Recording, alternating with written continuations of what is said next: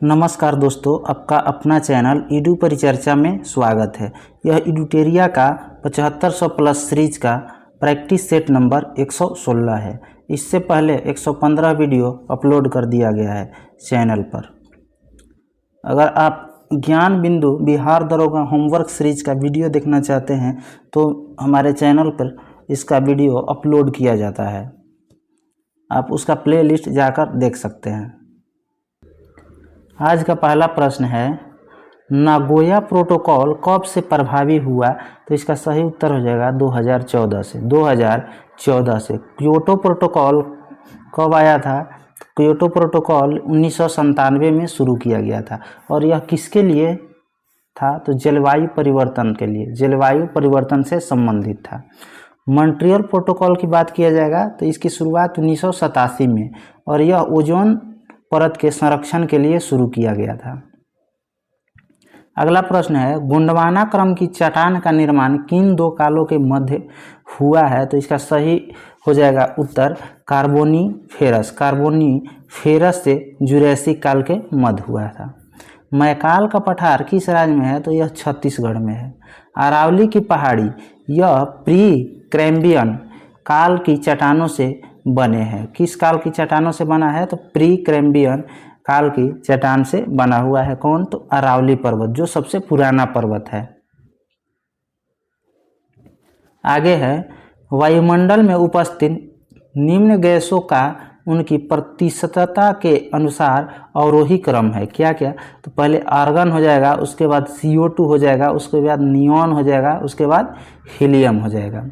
पूछेगा भूपटल पर सबसे अधिक O2 है 46%, उसके बाद सिलिकॉन है 27%, उसके बाद एल्यूमिनियम है कितना? तो 8% और लोहा हो जाएगा 4%। आगे है, ऑस्ट्रेलिया का मालिन क्षेत्र प्रसिद्ध है। ऑस्ट्रेलिया का मालिन क्षेत्र किसके लिए प्रसिद्ध है? तो हीरे के खनन के लिए, हीरा के खनन के लिए। पूछेगा ग्रेट डिवाइडिंग रेंज कहाँ की पर्वत श्रृंखला है? तो यह ऑस्ट्रेलिया का पर्वत श्रृंखला है। कौन? तो ग्रेट डिवाइडिंग रेंज। ऑस्ट्रेलिया का सर्वोच्च पर्वत शिखर हो जाएगा कोसयुस्को। और मरुस्थल पूछेगा ऑस्ट्रेलिया में कौन कौन सा है? तो गिब्सन एवं विक्टोरिया। आगे है, भारत में निम्न में से किस क्रम का चट्टान भवन निर्माण हेतु उपयुक्त चूना पत्थर, बलुआ पत्थर, सजावटी पत्थर आदि के लिए प्रसिद्ध है? तो यह विंध्यन शैल समूह की चट्टान। और गोंडवाना शैल समूह की चट्टान से क्या मिलता है? तो कोयला मिलता है। कोयला जो है अवसादी शैल से प्राप्त किया जाता है। कोयला अवसादी शैल में पाया जाता है।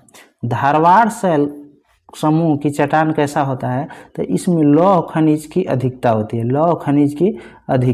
है। आगे हो जाएगा, पवनों की दिशा एवं वेग के संबंध में निम्नलिखित में कौन सा कथन असत्य है? तो C नंबर असत्य है। कोरियोलिस बल पवन की दिशा को प्रभावित नहीं करता है। यह सही आंसर हो जाएगा, मतलब गलत पूछ रहा है तो यह गलत है, तो इसीलिए इसका आंसर C हो जाएगा। सही वाले को एक बार देख लेते हैं। वायुमंडलीय दाब में भिन्नता के कारण वायु गतिमान होती है। यह सही है। धरातलीय विषमताओं के कारण घर्षण पैदा होता है जो पवन की गति को प्रभावित करता है। यह भी सही है। प्रचलित पवनें व्यापारिक, पछुआ तथा ध्रुवीय पवनों के रूप में प्रवाहित होती है। यह भी सत्य है। पवन का वेग जो है किसके द्वारा मापा जाता है? तो एनीमोमीटर से। आगे है, चित्रकूट जलप्रपात को भारत का नियाग्रा जलप्रपात की संज्ञा दी जाती है। चित्रकूट जलप्रपात किस नदी पर स्थित है? तो इंद्रावती नदी पर स्थित है। और बराकर नदी पर तिलैया परियोजना है। तिलैया परियोजना की बात किया जाएगा तो बराकर नदी हो जाएगा। और कुंचिकल जलप्रपात किस नदी पर है? तो ब्राह्मी नदी पर। और कहाँ है? तो यह कर्नाटक में और सबसे ऊंचा जलप्रपात हो जाएगा कुंचिकल। आगे है, दक्षिण भारत की सर्वोच्च शिखर अनाईमुड़ी की ऊंचाई पूछा जाएगा तो 2696 हो जाएगा, 2696 मीटर में हो जाएगा। अरावली पर्वत की सर्वोच्च शिखर कौन सा हो जाएगा तो गुरु शिखर हो जाएगा, गुरु शिखर। आगे प्रश्न है, राष्ट्रीय खाद्य सुरक्षा अधिनियम किस वर्ष लागू हुआ? 2013 में, 2013 में।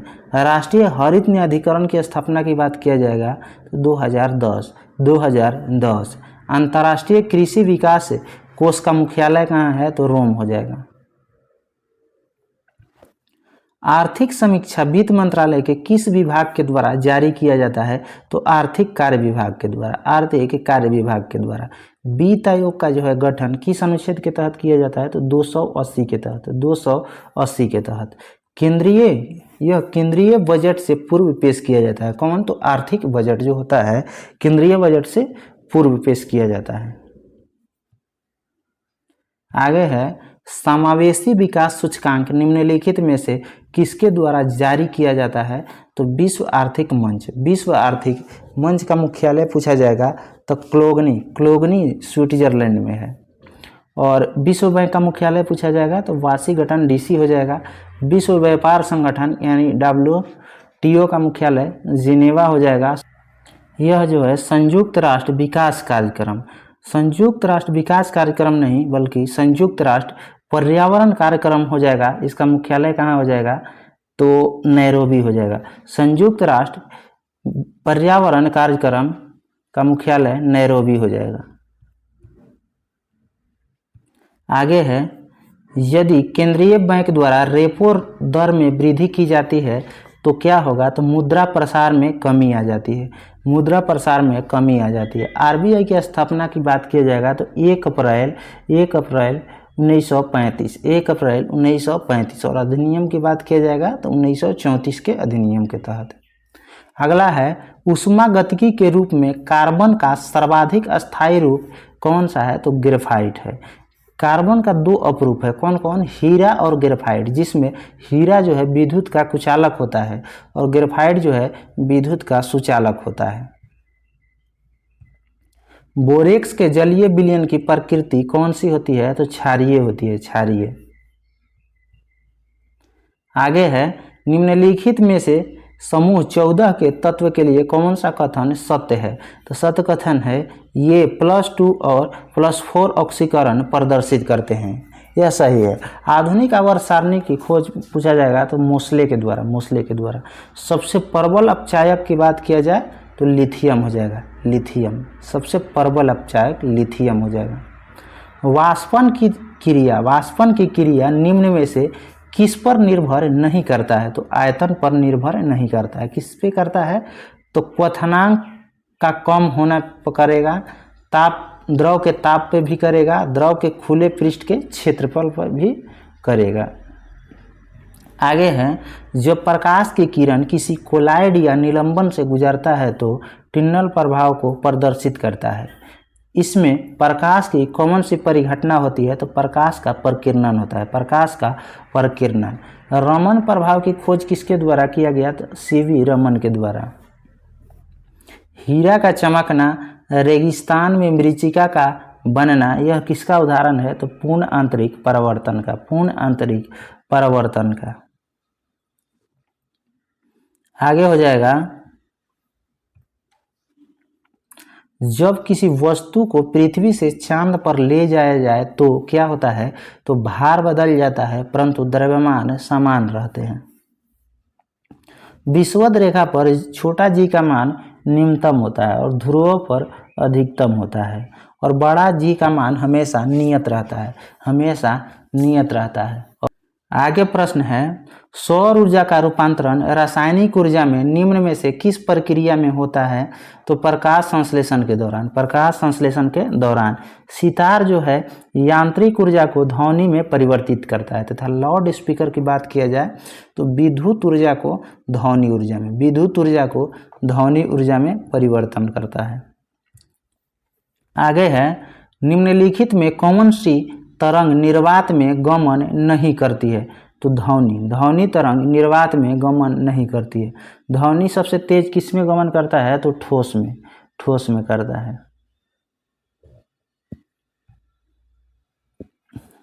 निकट दृष्टि दोष जिसे मायोपिया भी कहते हैं, इस दोष को दूर करने के लिए अवतल लेंस का प्रयोग किया जाता है। उसकी क्षमता क्या होती है? तो ऋणात्मक होती है, ऋणात्मक।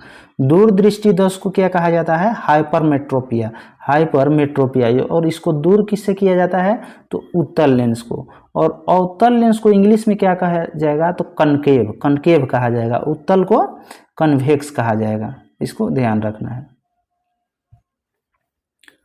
मानव शरीर के लिए निम्नलिखित भागों में से किस में निषेचन की प्रक्रिया होती है? तो अंडवाहिनी में, अंडवाहिनी में। आगे है, कांच के एक गिलास में पानी के अंदर रखा हुआ एक नींबू अपने वास्तविक आकार से बड़ा दिखाई देता है। ऐसा किस कारण से होता है? तो प्रकाश के अपवर्तन के कारण ऐसा होता है। साबुन की बुलबुला रंगीन दिखाई देता है, किसके कारण? तो व्यतिकरण के कारण, व्यतिकरण के कारण। और लेजर का खोज किसके द्वारा किया गया? तो टी.एच. मेमन के द्वारा। आगे है, निम्न में से कौन सा जीव एक कोशिकीय नहीं है? तो कवक नहीं है। कौन कौन है? अमीबा हो जाएगा, जीवाणु हो जाएगा, क्लेमाइडोमोनास हो जाएगा। जीवों का 5 जगत में विभाजन किसके द्वारा किया गया? तो विटेकर के द्वारा। भोजन का सर्वाधिक अवशोषण कहाँ होता है? तो इलियम में, इलियम में। भोजन का अंतिम रूप से पाचन कहाँ होता है? तो छोटी आंत में होता है। निम्नलिखित में से कौन सा जल जनित रोग नहीं है? तो चेचक हो जाएगा। जल जनित रोग नहीं है तो चेचक हो जाएगा। और हैजा जो है जीवाणु के कारण होता है, हेपेटाइटिस है वायरस के कारण, तथा टाइफाइड है जीवाणु के कारण होता है। आगे प्रश्न है, लगातार कितने वर्षों तक भारत से बाहर रहने पर भारत सरकार किसी व्यक्ति को भारतीय नागरिकता से वंचित कर सकती है? तो 7 वर्ष, 7 वर्ष। नागरिकता किस भाग में है? तो भाग 2 में। और अनुच्छेद हो जाएगा 5 से 11, अनुच्छेद 5 से 11 हो जाएगा। आगे है, भारतीय संविधान के किस अनुच्छेद के अनुसार विधानसभा का गठन होता है? तो अनुच्छेद 170 के तहत, अनुच्छेद 170 के तहत। राज्यों में विधान परिषद का गठन तथा समापन किसके द्वारा किया जाता है? किस अनुच्छेद के द्वारा? तो 169 के तहत। और कितने राज्य में अभी जो वर्तमान में है विधान परिषद लागू है? तो आंध्र प्रदेश में, तेलंगाना में, महाराष्ट्र में, कर्नाटक में, बिहार में और उत्तर प्रदेश, यानी 6 राज्य में अभी विधान परिषद उपलब्ध है। बिहार में विधान परिषद का सीट पूछेगा तो 75 और उत्तर प्रदेश में 100 हो जाएगा।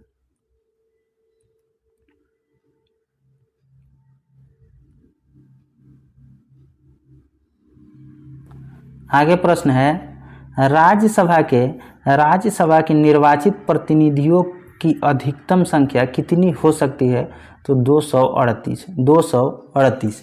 12 को राष्ट्रपति द्वारा नामित किया जाता है, 12 सदस्य को राष्ट्रपति के द्वारा नामित किया जाता है। राज्यसभा का जो है उल्लेख किस अनुच्छेद में किया गया है? तो अनुच्छेद 80 में और लोकसभा के 81 में।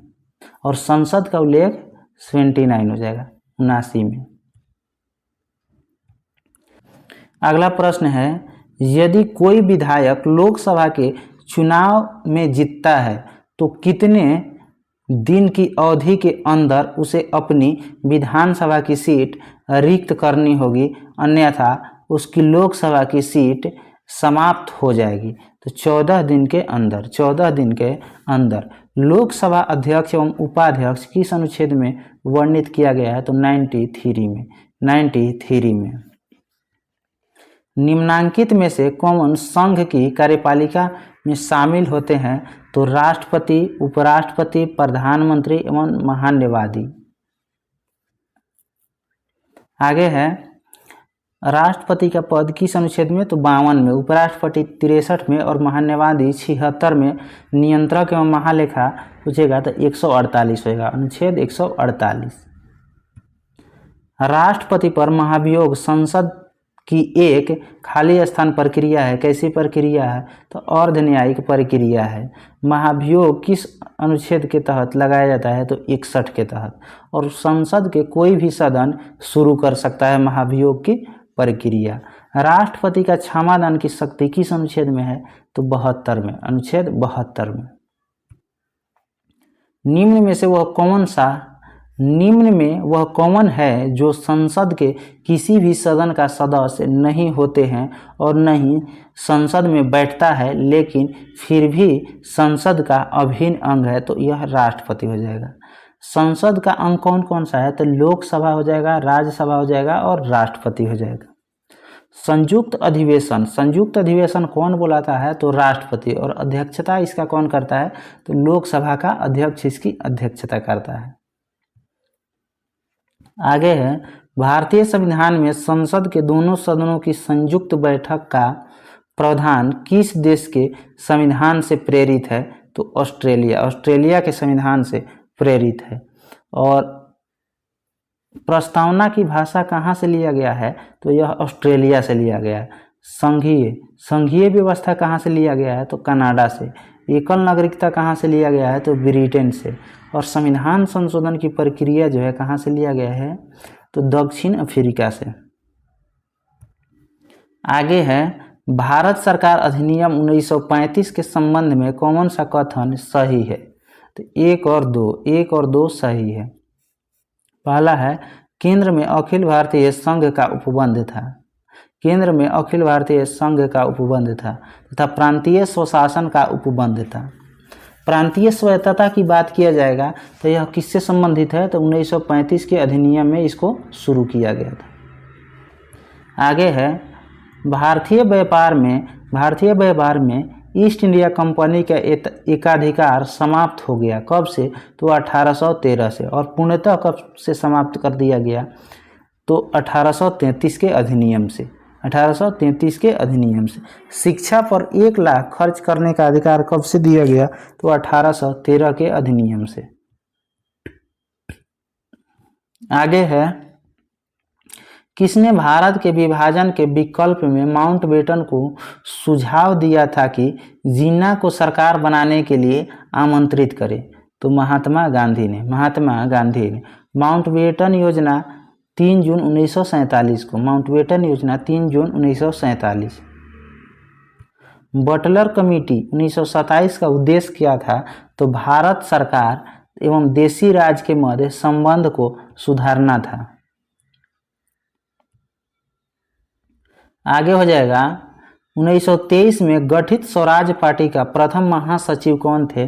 तो मोतीलाल नेहरू। और इसकी स्थापना किसके द्वारा किया गया? तो चित्तरंजन दास और मोतीलाल नेहरू के द्वारा।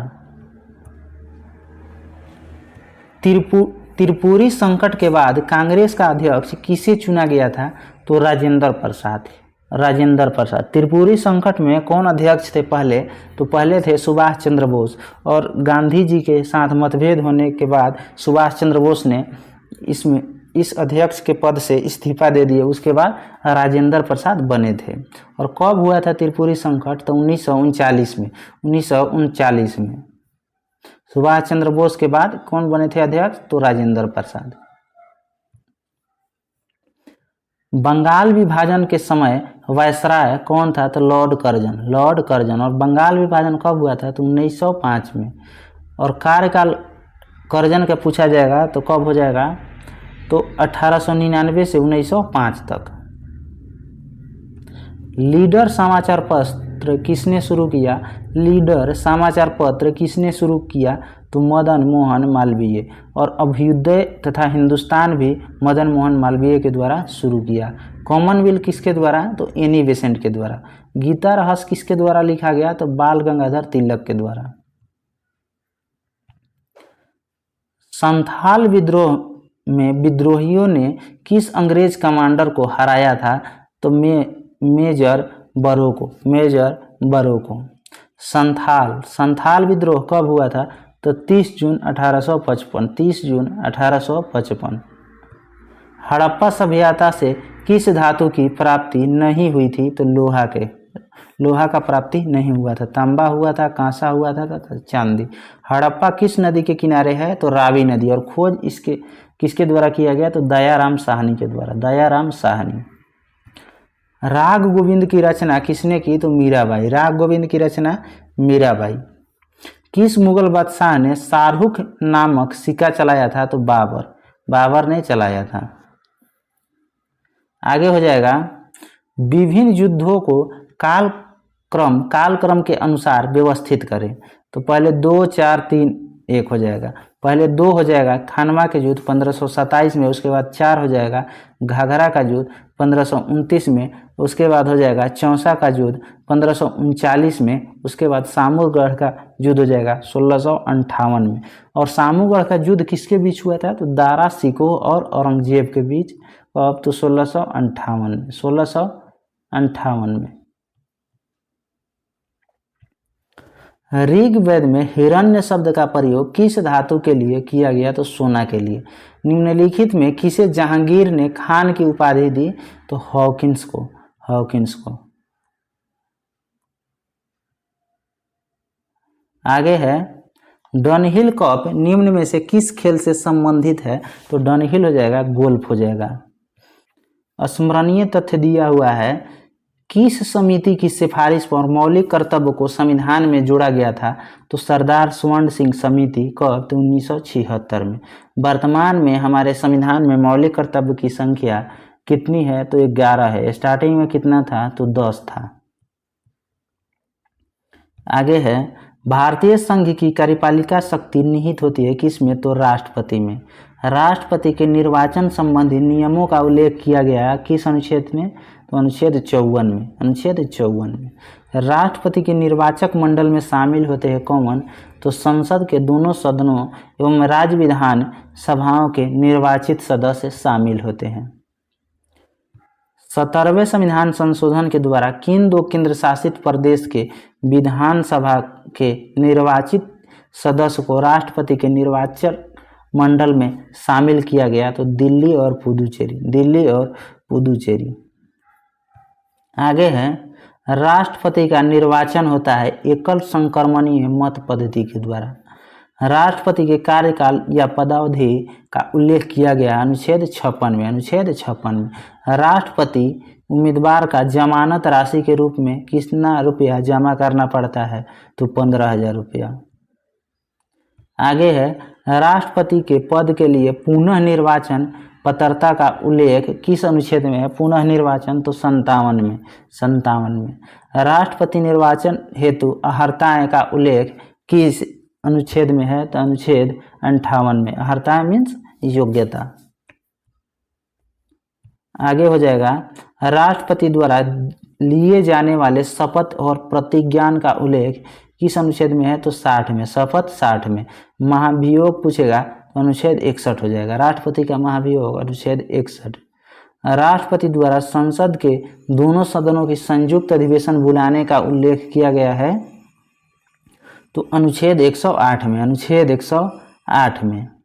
आगे है, राष्ट्रपति द्वारा संसद के दोनों सदनों द्वारा पारित विधेयक पर सहमति अथवा रोक अथवा पुनर्विचार हेतु सदन को लौटाने का अधिकार दिया गया है, यानी वीटो शक्ति किस अनुच्छेद में है? अनुच्छेद 111 में, वीटो 111 में। राष्ट्रपति को अध्यादेश जारी करने की शक्ति प्रदान दिया गया है अनुच्छेद 123 में, अनुच्छेद 123 में। किसी भौगोलिक क्षेत्र को अनुसूचित क्षेत्र घोषित करने का संवैधानिक अधिकार किसके पास है? तो राष्ट्रपति के पास, राष्ट्रपति के पास। अगर आपको कोई भी प्रश्न के उत्तर में डाउट है तो आप यहाँ से उत्तर मैच करके देख सकते हैं। इसका PDF हमारे टेलीग्राम चैनल ईडू परिचर्चा पर डाल दिया जाता है। उसका लिंक जो है वीडियो के डिस्क्रिप्शन बॉक्स में डाल दिया जाएगा, वहाँ से आप ज्वाइन हो सकते हैं। धन्यवाद।